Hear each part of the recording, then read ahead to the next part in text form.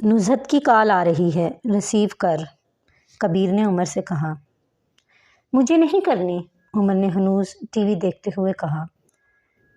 میں نے نوٹ کیا ہے کہ اب یونی میں بھی تم اسے اگنور کرنے لگے ہو۔ کیا بات ہے، جھگڑا ہوا ہے تم دونوں کا؟ ارحم نے کہتے ہوئے پوچھا۔ نہیں، بس شادی کا دورہ پڑا ہوا ہے میڈم کو، عمر نے لاپرواہی سے بتایا۔ کیا مطلب؟ ارحم نے ناسمجھی سے پوچھا۔ مطلب کہ وہ میرے پیچھے پڑی ہوئی ہے کہ میں اپنے گھر والوں کو اس کے گھر ہمارے رشتے کی بات کرنے بھیجوں، عمر نے بتایا۔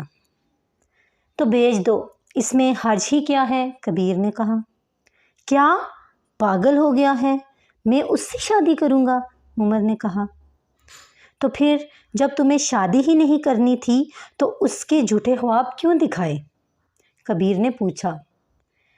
میں نے اس کو کوئی جھوٹے خواب نہیں دکھائے، وہ خود ہی میرے پیچھے تھی تو میں بھی بس ٹائم پاس کر رہا تھا، اور ویسے بھی اس جیسی لڑکیاں صرف ٹائم پاس کرنے کے لیے ہوتی ہیں، شادی کے لیے نہیں۔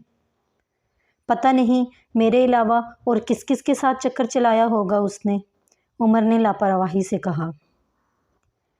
ارحم اور کبیر ایک دوسرے کو دیکھنے لگے۔ یہ غلط بات ہے عمر، کوئی بھی لڑکی ٹائم پاس کے لیے نہیں ہوتی، اور ضروری نہیں ہے کہ وہ کسی اور کے ساتھ بھی انوالو ہو۔ تمہارے ساتھ سیریس ہے اسی لیے شادی کا کہہ رہی ہے۔ میں اس لڑکی سے شادی کروں گا جس نے مردوں کو دیکھا بھی نہ ہو، نہ کہ نزہت جیسی چھچھوری لڑکیوں سے۔ تم نے یہ بات سوچی بھی کیسے کہ تم ایک ایسی لڑکی کے لائق ہو جس کی زندگی میں پہلے کبھی کوئی مرد نہ آیا ہو؟ خود تمہاری زندگی میں نزہت سے پہلے کتنی لڑکیاں آ کر جا چکی ہیں، کچھ یاد ہے تمہیں؟ خود گاٹ گاٹ کا پانی پیا ہوا ہے، اور لڑکی چاہیے دودھ کی دلی۔